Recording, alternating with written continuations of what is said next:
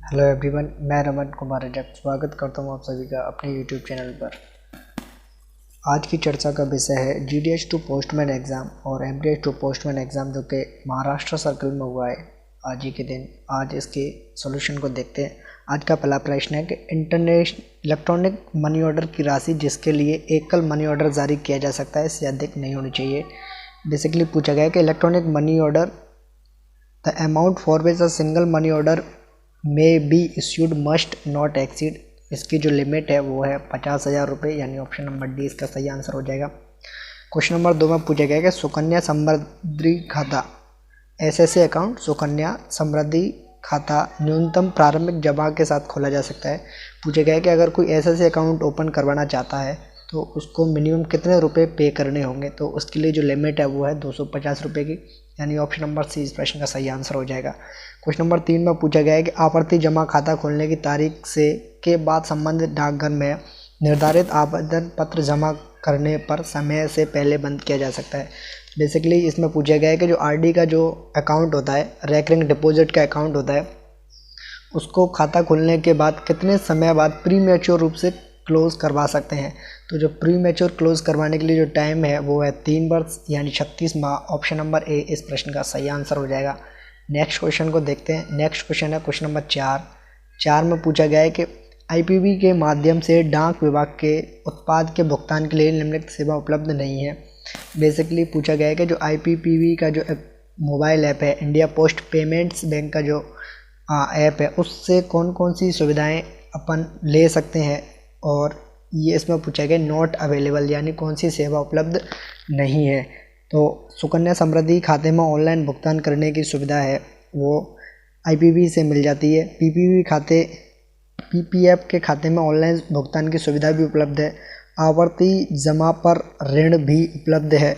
और जो खाता है ना, ओपनिंग ऑफ एसएसए पीपीएफ और आरडी और पीपीएफ और एसएससी के जो अकाउंट खोलने की सुविधा है वो आईपीबी के माध्यम से नहीं दी जा रही है। तो बेसिकली इस प्रश्न का सही आंसर होगा वो होगा option number D. Question number 5 PMSBY यानी कि प्रधानमंत्री सुरक्षा बीमा योजना में एज की लिमिट क्या है। अगर कोई उसमें पार्टिसिपेट करना चाहता है तो उसके जो लिए जो एज की लिमिट है वो मिनिमम है 18 वर्ष और मैक्सिमम है 70 वर्ष, यानी कि 18 से 70 वर्ष के बीच में उनकी एज होनी चाहिए जो कि पीएमएसबीवाई का लाभ लेना चाहता है। ऑप्शन नंबर डी इस प्रश्न का सही आंसर हो जाएगा। नेक्स्ट देखते हैं क्वेश्चन नंबर 6 पीएलआई पॉलिसी बंदोबस्ती सुरक्षा संतोष की कौन सी विशेषता सही है। बेसिकली पूछा गया है कि जो पीएलआई की पॉलिसी है ईए एंडोमेंट एश्योरेंस यानी कि संतोष योजना है, जिसे संतोष के नाम से भी जाना जाता है। ये जो 4 ऑप्शंस दिए हुए हैं इनमें से कौन कौन से सही है ये पूछा गया है। इसके लिए ऑप्शन नंबर ए में दिया हुआ है कि मिनिमम एज की जो एंट्री है, यानी कि प्रवेश के लिए जो न्यूनतम एज है वो 19 वर्ष और मैक्सिमम की 55 वर्ष, ये पूछा गया है। ऑप्शन नंबर ए बिल्कुल ठीक है। ऑप्शन नंबर 2 में कि 3.5 वर्ष के बाद ऋण की सुविधा, ये ऑप्शन बिल्कुल गलत है। ये सुविधा 3.5 वर्ष बाद नहीं दी जाती है। ऑप्शन नंबर सी में कि ए और बी दोनों सही हैं, ये गलत है, और ना तो ए और ना बी। ऑप्शन नंबर ए इस प्रश्न का सही आंसर होगा। क्वेश्चन नंबर 7 पीएलआई पॉलिसी संयुक्त जीवन बीमा सुरक्षा यानी कि युगल सुरक्षा, या दूसरी तरीके से कहें या दूसरा नाम है जॉइंट लाइफ इंश्योरेंस के संदर्भ में निम्नलिखित में से कौन सी विशेषताएं सही हैं। तो ऑप्शन नंबर ए में दिया हुआ है कि पॉलिसी की न्यूनतम अवधि 5 वर्ष और अधिकतम 25 वर्ष। ऑप्शन नंबर ए बिल्कुल गलत है। ऑप्शन नंबर बी यदि 5 वर्ष पूर्ण होने के पहले अव्यपण किया जाए तो बोनस के लिए पात्र नहीं है, यानी बेसिकली कि अगर 5 साल से पहले कोई सरेंडर करता है तो वो बोनस के लिए एलिजिबल नहीं है। ऑप्शन नंबर बी भी गलत है। तो ऑप्शन नंबर डी इस प्रश्न का सही आंसर होगा। अकॉर्डिंग टू मी इसका सही आंसर होगा option number D. Question number 8 को देखते हैं। 8 में पूछा गया है कि पीएलआई के संदर्भ में निम्नलिखित में से कौन से कथन सत्य हैं। पीएलआई को 1888 में टेलीग्राफ विभाग के कर्मचारियों के लिए बढ़ाया गया। ऑप्शन नंबर ए बिल्कुल सही है। ऑप्शन नंबर बी में पीएलआई इस देश का सबसे पुराना जीवन बीमा करता है। ऑप्शन नंबर बी भी ठीक है। ऑप्शन नंबर सी है ए और बी दोनों।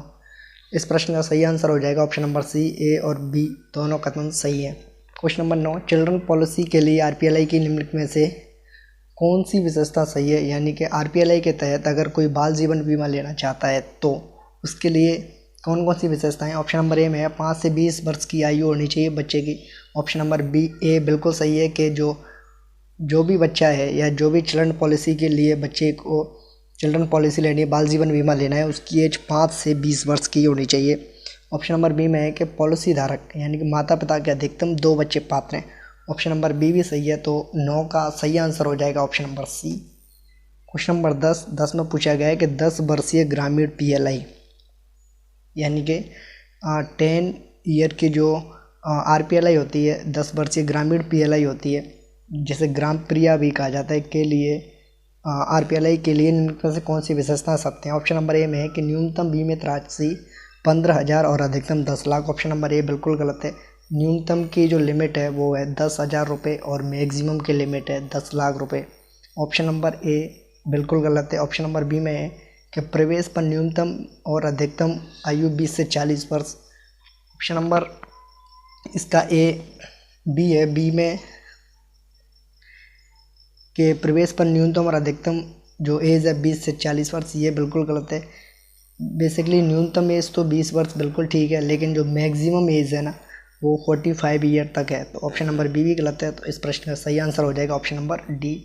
नेक्स्ट देखते हैं क्वेश्चन नंबर 11 में विभिन्न प्रकार के डाक थैले क्या हैं, यानी बेसिकली पूछा गया है different types of mail bags are station mail bag, sorting mail bag और कंबाइंड मेल बैग। तो जो मेल बैग्स के 3 प्रकार होते हैं और तीनों प्रकार में स्टेशन डाक थैले, छटाई डाक थैले और संयुक्त डाक थैले होते हैं। तो ऑप्शन नंबर डी इस प्रश्न का सही आंसर हो जाएगा। नेक्स्ट क्वेश्चन नंबर 12, हवाई डाक थैले या हवाई टीवी का वजन कितने किलोग्राम से अधिक नहीं होना चाहिए। बेसिकली एयर मेल बैग या एयर टीवी का वजन है वो 30 किलोग्राम से ज़्यादा नहीं होना चाहिए, यानी ऑप्शन नंबर बी इस प्रश्न का सही आंसर हो जाएगा। नेक्स्ट क्वेश्चन नंबर 13 में पूछा गया है कि निम्नलिखित में से कौन सा कथन प्रेषित डाक वस्तु को वर्णित करता है। बेसिकली जो मिसेंट आर्टिकल है उससे संबंधित सही कथन को छांटना है। ऑप्शन नंबर ए में दिया हुआ है कि एक डाक वस्तु जिसे एक कार्यालय द्वारा गलती से गंतव्य कार्यालय के अलावा एक कार्यालय को अग्रेसित किया गया हो। ऑप्शन नंबर बी में है निर्धारित मार्ग के अलावा एक अन्य मार्ग से प्रेषित एक डाक वस्तु। ऑप्शन नंबर सी है ए और बी दोनों। बेसिकली जो मिसेंट आर्टिकल की डेफिनेशन है वो यही है कि किसी भी आर्टिकल को ए ऑफिस से बी ऑफिस तक पहुंचना था और वो बी ऑफिस में पहुंचने की बजाय उसको अन्य कहीं सी ऑफिस में या किसी अन्य मार्ग से भेज दिया जाता है, तो इस ऐसे ही आर्टिकल को मिसेंट आर्टिकल कहा जाता है, यानी ऑप्शन नंबर सी इस प्रश्न का सही आंसर हो जाएगा। क्वेश्चन नंबर 14 में है बीट के मामले में निम्नलिखित में से कौन से कथन सत्य हैं। तो बीट की जो डेफिनेशन है वो ये है कि अगर कोई एक आरएमएस का सेक्शन है उसके संदर्भ में जिसमें रेलवे या स्टीमर लाइन का वह हिस्सा शामिल है जिसमें वह अनुभाग काम करता है। ऑप्शन नंबर ए बिल्कुल ठीक है। ऑप्शन नंबर बी में है कि वह क्षेत्र जिसके भीतर एक डाक ओवरसीयर यानी मेल ओवरसीयर और वितरण एजेंट यानी कि डिलीवरी एजेंट जैसे कि पोस्टमैन और ग्रामीण डाक सेवक को अपनी ड्यूटी करने की आवश्यकता होती है। ए और बी दोनों ऑप्शन सही हैं, तो इस प्रश्न का सही आंसर हो जाएगा ऑप्शन नंबर सी, ए और बी दोनों। नेक्स्ट क्वेश्चन नंबर 15 में है कि कैंप थैलों के लिए निम्नलिखित में से कौन से कथन सत्य हैं। तो जो कैंप बैग्स होते हैं वो ड्यू बैग्स नहीं होते हैं और जो कैंप बैग्स होते हैं जब डिस्पैच किए जाते हैं तो उन्हें अनयूजुअल मेल्स की तरह ही ट्रीट किया जाता है, यानी कि ऑप्शन नंबर ए और बी दोनों ठीक है, इसलिए इस प्रश्न का सही आंसर होगा वो option number C. Question number 16 में है कि एक डाक वस्तु के सामने की बाजू यानी कि फेस ऑफ एन आर्टिकल क्या है। डेफिनेशन पूछी गई है फेस ऑफ एन आर्टिकल की। जिस तरफ आर्टिकल पर एड्रेस लिखा होता है उसे कहते हैं फेस ऑफ एन आर्टिकल, यानी क्वेश्चन नंबर 16 का ऑप्शन नंबर बी सही हो जाएगा, वह बाजू जिस पर पता लिखा हो। Face of an article is the side on which address is written. Option number B is the correct. Question number 17, the term facing means. Facing का मीन्स होता है कि जैसे कि इसका अर्थ है कि डाक वस्तुओं की ऐसी व्यवस्था जिसमें पत्ते वाली बाजू ऊपर की ओर रखी जाए। ऑप्शन नंबर बी में है और पत्ते एक ही दिशा में रखे जाएं। ऑप्शन नंबर सी, ए और बी दोनों। ए और बी दोनों ठीक हैं। जैसे कि अगर किसी आर्टिकल पर जिसका फेस यानी कि जिसका एड्रेस जिस साइड से लिखा हुआ है और ऐसे ही आर्टिकल्स को अरेंज करना है तो ऐसा अरेंजमेंट जिसमें एक के बाद में दूसरा आर्टिकल का अपने को एड्रेस देखने को मिल जाए, यानी कि उसकी उस साइड को ही अरेंज करना है जिस साइड में एड्रेस लिखा हो, उसके जस्ट पीछे और उसके जस्ट पीछे ऐसे ही लगाना है। यानी कि अगर इस आर्टिकल पर इस तरीके से एड्रेस लिखा हुआ है और ये सीधा है तो उसके बाद में उसको ऐसे रखना है इसके नीचे, फिर उसके बाद में ऐसे रखना है। यानी कि फेस ऑफ एन आर्टिकल का मीन्स यही होता है कि डाक वस्तुओं की ऐसी व्यवस्था जिसमें पते वाली बाजू ऊपर की ओर रखी जाए और पते एक ही दिशा में रखे जाए। यानी ऑप्शन नंबर सी इस प्रश्न का सही आंसर हो जाएगा। नेक्स्ट क्वेश्चन नंबर 18 में पूछा गया है कि विलंब पत्र वे पत्र हैं जो डाक बंद करने के निर्धारित घंटे के बाद किंतु उस अंतराल में अंदर जिसमें इस तरह के पत्र डाक में डालने की अनुमति डाक शुल्क के अलावा निर्धारित विलंब शुल्क के साथ होती है पर प्रस्तुत किए जाते हैं। बेसिकली लेट लेटर्स हैं। अगर किसी ऑफिस का टाइमिंग के बाद में अगर कोई ऐसी टाइमिंग है जिसमें लेट लेटर्स को ले सकते हैं और उन पर पोस्टेज चार्ज के अलावा विलंब शुल्क भी लिया जाता है, यानी लेट फीस ली जाती है, तो उनको कहाँ प्रेजेंट करना होता है? तो उनको प्रेजेंट करना होता है पोस्ट ऑफिस की खिड़की पर या मेल ऑफिस की खिड़की पर, या उनको लेटर बॉक्स जो कि मेल ऑफिस में है वहाँ पर डाल सकते हैं। यानी ऑप्शन नंबर डी इस प्रश्न का सही आंसर हो जाएगा। नेक्स्ट क्वेश्चन नंबर 19 है कि ए आदेश अधीक्षक रेल डाक सेवा द्वारा जारी किए जाते हैं और ए आदेश हैं। तो बेसिकली ए ऑर्डर्स के बारे में पूछा गया है कि ए ऑर्डर्स को इशूड करते हैं आरएमएस के सुपरडेंट, आरएमएस के अधीक्षक, और उनके बाद में ए ऑर्डर्स में सॉर्टिंग लिस्ट से संबंधित जितने भी परिवर्तन हैं, सॉर्टिंग लिस्ट से संबंधित, छँटाई सूची से संबंधित जितने भी परिवर्तन होते हैं उनको ए ऑर्डर्स में शामिल किया गया है और बाकी के चेंजेस के लिए बी ऑर्डर्स होते हैं। तो ऑप्शन नंबर ए इस प्रश्न का सही आंसर हो जाएगा कि A orders prescribing changes in sorting list. Next question number 21 में पूछा गया है कि मुख्य डाकिया की ड्यूटी जब अतिरिक्त बनाई जाए तो उसमें शामिल है। बेसिकली पूछा गया है कि हेड पोस्टमैन की क्या ड्यूटी है। तो हेड पोस्टमैन की ड्यूटी होती है कि वो छोटी मोटी शिकायतों की जांच करे, मनी ऑर्डर के भुगतान का सत्यापन करे, डाकियों और पत्र पेटी परिचारक के काम का परीक्षण करे। बेसिकली ये सारी ड्यूटियाँ हैं वो हेड पोस्टमैन के अंदर की आती हैं। यानी उनकी ड्यूटीज़ है हेड पोस्टमैन की कि वो छोटे मोटे इंक्वायरीज़ को और कंप्लेंट्स को वो लोग हैंडल करे, जांच करे, वेरीफाई करे पेमेंट का, मनी ऑर्डर्स के पेमेंट को, और जो पोस्टमैन है और लेटर बॉक्स के जो अटेंडेंट्स हैं उनके काम को जांच परख करते रहें, उनका परीक्षण करते रहें। ऑप्शन नंबर डी इसका सही आंसर हो जाएगा। नेक्स्ट 21 जब एक डाकिया अपनी बीट पर निकलता है तो उसने डाकिए के थैले में ले जाना चाहिए। बेसिकली अगर कोई पोस्टमैन है वो अपनी बीट में निकलता है तो उनको अपने स्टॉक में वैल्यू पेबल सिस्टम से संबंधित जो फॉर्म्स है उनको रखना चाहिए। यानी ऑप्शन नंबर 20 प्रश्न का सही आंसर हो जाएगा। नेक्स्ट क्वेश्चन नंबर 22 में पूछा गया है कि यह डाकिए की ड्यूटी है कि वह वितरित की जाने वाली प्रत्येक डाक वस्तु की ध्यान से जांच करे और कोई भी खुली, क्षतिग्रस्त या छेड़छाड़ की गई डाक वस्तु को पोस्ट मास्टर के ध्यान में लाए। यानी ऑप्शन नंबर सी इस प्रश्न का सही आंसर हो जाएगा कि पोस्टमैन को बताना है पोस्ट मास्टर को कि इस आर्टिकल में, या ये जो आर्टिकल है वो, यह जो डाक वस्तु है वो खुली हुई है या क्षतिग्रस्त है, डैमेज्ड है, या फिर इसको टेम्पर्ड किया हुआ है। ऑप्शन नंबर सी इस प्रश्न का सही आंसर हो जाएगा। नेक्स्ट क्वेश्चन नंबर 23 में पूछा गया कि प्रत्येक डाकिये की बीट किसके द्वारा तय की जाती है। तो हेड ऑफ द डिवीज़न यानी डिविजनल हेड, मंडल प्रमुख के द्वारा डाकिये की बीट है वो निर्धारित की जाती है। ऑप्शन नंबर सी इस प्रश्न का सही आंसर होगा।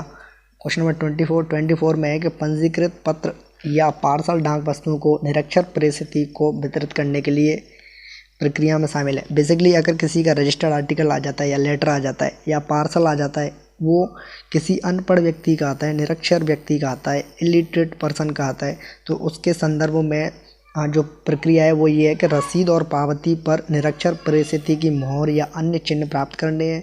रसीद और पावती स्वयं डाकिये द्वारा अनुप्रमाणित करनी भी चाहिए। यानी ऑप्शन नंबर सी इस प्रश्न का सही आंसर हो जाएगा। नेक्स्ट क्वेश्चन नंबर 25 में है कि प्रत्येक डाकिये ने बीट पर निकलने से पहले फॉर्म में डाकिये की पुस्तक अवश्य रखनी चाहिए। बेसिकली पूछा गया है कि जो पोस्टमैन बुक होती है वो किस फॉर्म में होती है या किस फॉर्मेट में होती है। तो MS-27 के रूप में पोस्टमैन की बुक होनी चाहिए और वो पोस्टमैन को अपने साथ रखनी चाहिए। ऑप्शन नंबर 20 प्रश्न का सही आंसर हो जाएगा। 26 MS-83 फॉर्म में दैनिक रिपोर्ट तैयार करना किसकी जिम्मेदारी है। तो MS जो प्रिपरेशन ऑफ डेली रिपोर्ट है उसकी जिम्मेदारी है HSA की, हेड सॉर्टिंग असिस्टेंट की, और इसके लिए जो फॉर्म निर्धारित किया गया या फॉर्मेट निर्धारित किया गया वो है MS-83 preparation of daily report, head sorting assistant. यानी ऑप्शन नंबर ए इस प्रश्न का सही आंसर हो जाएगा। नेक्स्ट क्वेश्चन नंबर 27 प्रत्येक सेट को निम्नलिखित स्टाम्प और मुद्राओं की आपूर्ति की जाती है। Every set is supplied with the following stamps and date, name stamp और डेट स्टैम्प्स दोनों ही प्रत्येक सेट को दी जाती है, यानी ऑप्शन नंबर सी इस प्रश्न का सही आंसर होगा। नेक्स्ट क्वेश्चन नंबर 28 में पूछा गया है कि जो ड्यू मेल लिस्ट होती है किसी भी सेक्शन की वो क्या दिखाती है। तो वो ये दिखाती है कि जो स्टेशन है उस पर जो डाक रिसीव हुई है, वे स्टेशन जिन पर डाक प्राप्त की जाती है या वे स्टेशन जिन पर डाक प्रेषित की जाती है, ये ड्यू मेल लिस्ट में क्लियर दर्शाए जाते हैं, यानी ऑप्शन नंबर सी इस प्रश्न का सही आंसर हो जाएगा, ए और बी दोनों। नेक्स्ट क्वेश्चन नंबर 29 में है कि ऐसे महत्वपूर्ण स्टेशन जहां पर बड़ी संख्या में थैलों का आदान प्रदान की जाता है। मेल वैन में जगह बनाने के लिए किसी सेक्शन के मेल एजेंट मेल गार्ड को अपनी डाक आगे प्रेषण के लिए प्राप्त करने के प्राधिकृत करते हैं। बेसिकली ये बताया गया है कि जो इम्पोर्टेंट स्टेशंस होते हैं जहाँ पर बड़ी संख्या में बैग्स को एक्सचेंज किया जाता है, तो किसकी अनुमति से किसी भी मेल वैन में मेल एजेंट या मेल गार्ड को जाने की अनुमति दी जाती है। तो हेड ऑफ द सर्कल होते हैं, जो सर्कल प्रमुख होते हैं, उनकी परमिशन से ही कोई मेल एजेंट या मेल गार्ड किसी भी मेल वैन में जा सकता है। ऑप्शन नंबर डी इस प्रश्न का सही आंसर होगा। नेक्स्ट क्वेश्चन 30, कृष्णा नदी का उद्गम कहाँ से होता है। तो कृष्णा नदी का ऑरिजिनेट है वो महाबलेश्वर महाराष्ट्र से होता है, यानी ऑप्शन नंबर बी 30 का। क्वेश्चन नंबर 31 में कि फिलेटली जमा खाता खोलने के लिए सेवा की शर्तें हैं। अगर किसी को पीडीएफ फिलेटलिक डिपॉजिट अकाउंट खुलवाना है तो उसके लिए मिनिमम कितने रुपए देने होते हैं। तो उसके लिए जमा कराने होंगे 200 रुपये कम से कम, यानी ऑप्शन नंबर बी 31 का सही आंसर हो जाएगा। क्वेश्चन नंबर 32 में है कि माई स्टैम्प्स के लिए निम्नलिखित में से कौन सी विशेषताएं सही है। तो जो माई स्टैम्प होता है उसकी एक सीट की जो कॉस्ट है वो 300 रुपये होती है। ऑप्शन नंबर ए बिल्कुल सही है। ऑप्शन नंबर बी में है कि एक माई स्टैम्प सीट में 12 स्टैम्प होते हैं, ऑप्शन ये भी ठीक है, लेकिन जिसमें प्रत्येक स्टैम्प का अंकित मूल्य 10 होता है। अंकित मूल्य 10 नहीं होता, 5 रुपये होता है। ऑप्शन नंबर बी इस वजह से गलत हो जाता है, इसलिए इस प्रश्न का जो सही आंसर होगा वो होगा 32 का ऑप्शन नंबर ए। 33 में है कि कॉर्पोरेट ग्राहकों को कस्टमाइज्ड माई स्टैम्प के लिए माई स्टैम्प्स की सीड्स की कितनी मात्रा अनिवार्य है। बेसिकली पूछा गया कि कस्टमाइज्ड माई स्टैम्प्स है, अगर कोई कॉर्पोरेट कस्टमर लेना चाहता है तो उसको कम से कम कितनी मात्रा में सीड्स को प्रिंट करवाना होगा, यानी क्वांटिटी लेनी होगी। इसके लिए जो लिमिट है वो है 5000 की, यानी 33 का ऑप्शन नंबर डी सही हो जाएगा। नेक्स्ट देखते हैं क्वेश्चन नंबर 34 है, राष्ट्रीय फिलेटली संग्रहालय कहाँ स्थित है। तो जो राष्ट्रीय फिलेटली संग्रहालय है वो नई दिल्ली में स्थित है, यानी ऑप्शन नंबर ए इस प्रश्न का सही हो जाएगा, डाक भवन में स्थित है। क्वेश्चन नंबर 35 में है कि नागरिकों को बड़े पैमाने पर पासपोर्ट सेवाएं प्रदान करने के लिए नागरिकों के लाभार्थ व्यापक क्षेत्र में सुविधा निश्चित करने के लिए डाकघर पासपोर्ट सेवा केंद्रों के नेटवर्क का लाभ उठाने क्रम में डाक विभाग किस मंत्रालय के साथ परस्पर सहमति हुई है। बेसिकली पूछा गया है कि पोस्ट ऑफिस ने किसके साथ में कोलैबोरेट किया है, किसके साथ में एक सहमति जाहिर की है जिससे कि वो पासपोर्ट की सुविधा उपलब्ध करा सके, यानी कि पोस्ट ऑफिस पासपोर्ट सेवा केंद्र POPS के स्थापित किए हैं। तो ये है मिनिस्ट्री ऑफ एक्सटर्नल अफेयर्स के साथ में, यानी कि ऑप्शन नंबर सी इस प्रश्न का सही आंसर हो जाएगा। क्वेश्चन नंबर 36 में है कि डाकघरों में आधार नामांकन के लिए सेवा प्रकार क्या है। तो बेसिकली एनरोलमेंट के लिए जो फीस है वो निःशुल्क होती है, ऑप्शन नंबर डी इस प्रश्न का सही आंसर होगा। वहीं अपडेट्स के लिए 50 और 100 रुपये निर्धारित हैं, और जो अगर कोई न्यू एनरोलमेंट करवाना चाहता है, नया आधार कार्ड बनवाना है तो फ्री ऑफ कॉस्ट बनेगा, यानी 36 इसका सही आंसर हो जाएगा। नेक्स्ट क्वेश्चन है 37 में कि उसे BNPL बुक नाउ पे लेटर के लिए तो ग्राहक के रूप में परिभाषित किया गया है, जो कि स्पीड पोस्ट बुकिंग कार्यालय में कैलेंडर माह में कितने रुपए का स्पीड पोस्ट व्यापार उपलब्ध कराता है। बेसिकली कि अगर किसी को बल्क कस्टमर बनना है BNPL का, तो उसे स्पीड पोस्ट के लिए जो बिजनेस देना होता है एक कैलेंडर मंथ में, तो उसके लिए जो लिमिट है वो है 10,000 रुपये की, यानी 37 का ऑप्शन नंबर बी सही हो जाएगा। 10,000 रुपये का उन्हें बिजनेस देना होगा। क्वेश्चन नंबर 38 में है कि किस सेवा के माध्यम से ग्राहक उनके संदेश भारत के किसी भी पते पर इलेक्ट्रॉनिक पारेषण और 1,55,000 से अधिक डाकघरों के नेटवर्क के भौतिक वितरण के संयोजन के माध्यम से भेज सकते हैं। बेसिकली डेफिनेशन है 38 में, ये एक डेफिनेशन है वो है ई पोस्ट की, यानी कि ई पोस्ट के माध्यम से हम लोग ये मैसेज वगैरह की जो सर्विसेज है उनको प्रोवाइड कराते हैं। क्वेश्चन नंबर 39, किस सेवा के अंतर्गत कई तरह की सेवाएं दी जाती है, जिसमें बिजली बिलों के संग्रहण सहित करों का संग्रहण, अन्य बिलों का संग्रहण और सरकार के लिए शुल्क इत्यादि शामिल है। बेसिकली ये भी एक डेफिनेशन है 39 में, और 39 में डेफिनेशन है वो है रिटेल पोस्ट की। रिटेल पोस्ट के माध्यम से इलेक्ट्रिसिटी के बिल का कलेक्शन है, कलेक्शन ऑफ टैक्सेस है, कलेक्शन ऑफ अदर बिल्स है, फी फॉर गवर्नमेंट है। ये सारी चीज़ें रिटेल पोस्ट के माध्यम से की जाती हैं। ऑप्शन नंबर सी इस प्रश्न का सही आंसर होगा। क्वेश्चन नंबर 40 में है कि बिल सेवा बीएमएस के लिए एक समय में डाक में डाले जाने वाली डाक वस्तुओं की न्यूनतम मात्रा कितनी होनी चाहिए, तो इसके लिए जो लिमिट है वो है 5000 की, यानी कि 40 का option number A. Question number 41 में पूछा गया है कि वैध मान्यता प्राप्त होने के लिए फ्रैंक के छापों में कौन सा डाई शामिल होना चाहिए। बेसिकली पूछा गया है कि अगर कोई रिकॉग्नाइज्ड वैलिड है इंप्रेशन फ्रैंक के लिए, तो उसमें दो जो डाइज हैं वो होनी चाहिए, वो है वैल्यू डाई और लाइसेंस डाई, यानी ऑप्शन नंबर ए और बी दोनों सही है, इसलिए इस प्रश्न का सही आंसर होगा option number C. Next question है क्वेश्चन नंबर 42 में पूछा गया है कि कोई व्यक्ति जो किसी विशेष क्षेत्र में फ्रैंकिंग मशीन का उपयोग करना चाहता है तो उससे लाइसेंस उस क्षेत्र के किसके द्वारा दिया जाएगा। तो basically head of the division, यानी कि पोस्टल डिवीजन है, डाक प्रमुख मंडल, यानी कि basically superintendent of the post के द्वारा दिया जाएगा। ऑप्शन नंबर ए इस प्रश्न का सही आंसर है। क्वेश्चन नंबर 43 में पूछा गया है कि डाक वस्तु के इनकार को शासित करने वाला नियम कौन सा है। Rule governing of refusal of article is, तो रूल नंबर 50 है। रूल नंबर 50 में दिया हुआ है कि रिफ्यूजल ऑफ आर्टिकल से संबंधित जितने भी प्रावधान है वो पीओ गाइड पार्ट फर्स्ट के रूल नंबर 50 में है। ऑप्शन नंबर ए इस प्रश्न का सही आंसर हो जाएगा। क्वेश्चन नंबर 44 है। 44 में है कि डाक वस्तु के पुनः प्रेषण को शासित करने वाला नियम कौन सा है। Basically rule governing for redirection of article is, तो रिडायरेक्शन से संबंधित जो आर्टिकल है वह 67 post office guide part 2 part 1 का। ऑप्शन नंबर बी इस प्रश्न का सही आंसर हो जाएगा। नेक्स्ट क्वेश्चन देखते हैं।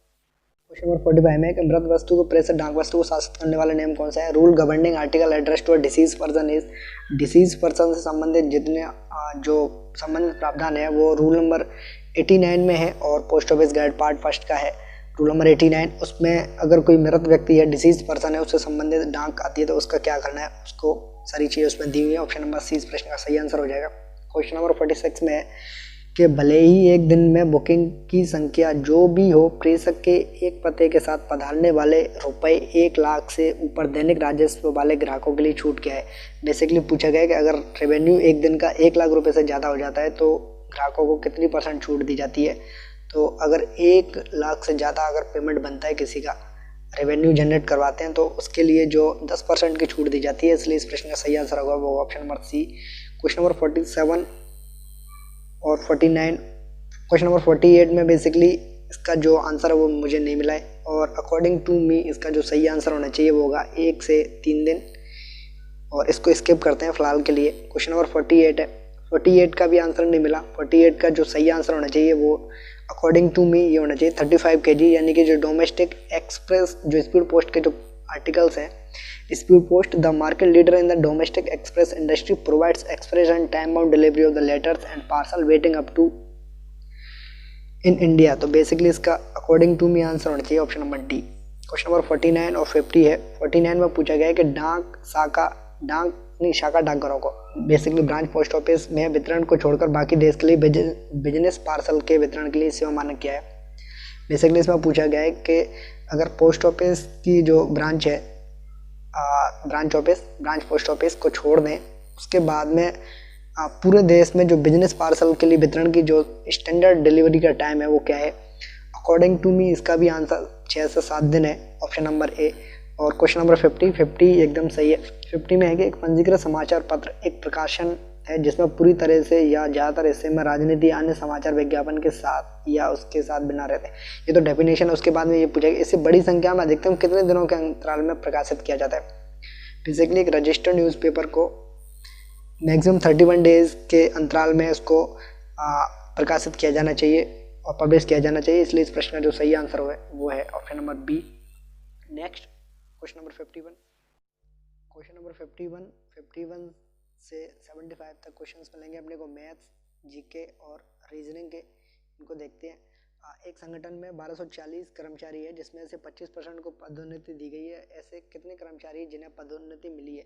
बेसिकली इसमें कुछ नहीं करना, 1240 का 25% निकालना है अपने को और 25% का मीन्स ये है कि 4 से डिवाइड कर दो 1240 को। तो इसके बाद में जो सही आंसर आएगा 51 का वो आएगा ऑप्शन नंबर सी। 52 में पूछा गया है कि अगर एक कैलकुलेटर को 350 रुपये में खरीदा जाता है और 15% लाभ पर बेचा जाता है तो कैलकुलेटर का विक्रय मूल्य क्या है। तो बेसिकली इसमें सेलिंग प्राइस पूछी गई है और सेलिंग प्राइस निकालने के लिए जो लाभ परसेंट का फॉर्मूला है वो ये है, लाभ परसेंट बराबर लाभ बटे क्रय मूल्य। और इस फॉर्मूले से जब सॉल्व करते हैं तो इसका जो सही आंसर निकलता है वो निकलेगा ऑप्शन नंबर डी 402.50। और क्वेश्चन नंबर 53 में है कि एक व्यक्ति 500 रुपये में घड़ी खरीदता है और उसे 300 में बेचता है तो उसे हानि कितने की होगी। बेसिकली उसे हानि होती है 200 रुपये की और वो खरीदता है उसको 500 रुपये में, और 100 से मल्टीप्लाई करने पर इसको जो आंसर निकलेगा वो निकलेगा 40%, यानी कि ऑप्शन नंबर बी इस प्रश्न का सही आंसर हो जाएगा। क्वेश्चन नंबर 54 में पूछा गया है 8,930 की राशि पर 8% प्रतिवर्ष की दर से 5 वर्ष के बाद कितना साधारण ब्याज प्राप्त होगा। बेसिकली सिंपल इंटरेस्ट से सवाल है, इसमें करना कुछ नहीं है, मूलधन गुणा समय गुणा दर 8% बटे 100, इसको सॉल्व करना है अपने को। और इसको जब सॉल्व करेंगे तो सॉल्व करने के बाद में 54 का सही आंसर निकलेगा ऑप्शन नंबर सी। 55 में कुछ नहीं करना है, इनको जोड़ने के बाद 9 से डिवाइड करना है और इसका जो आंसर निकलेगा वो निकलेगा 409, और ऑप्शन में है नहीं तो ये मिसप्रिंट हुआ है, ऑप्शन नंबर डी इसका सही आंसर हो जाना चाहिए। और क्वेश्चन नंबर 56 को इग्नोर करते हैं। 56 में ये है कि ए और बी एक साथ मिलकर काम करते हैं 12 दिनों में, बी 30 दिनों में करता है, तो ए अकेला कितने दिनों में करेगा। बेसिकली ये टाइम एंड वर्क से सवाल है और इसको सिंपली कुछ नहीं करना है, इसको ऐसे कर देना है और x की जब वैल्यू निकालेंगे अपन और तो इसका जो सही आंसर निकलेगा वो निकलेगा 20 दिन, यानी ऑप्शन नंबर बी।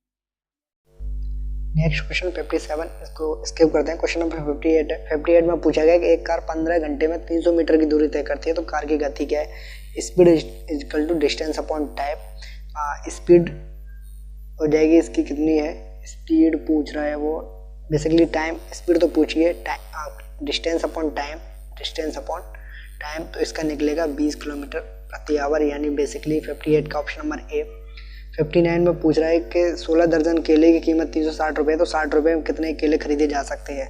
तो बेसिकली इसको करना कुछ नहीं, 360 रुपये में खरीद रहा है वो 16 दर्जन और एक दर्जन में होते हैं 12, तो 1 रुपये में आएंगे इतने और 60 रुपये में आएंगे इतने। इसको जब सॉल्व कर लेंगे तो इसका जो सही आंसर निकलेगा 59 का वो निकलेगा ऑप्शन नंबर सी।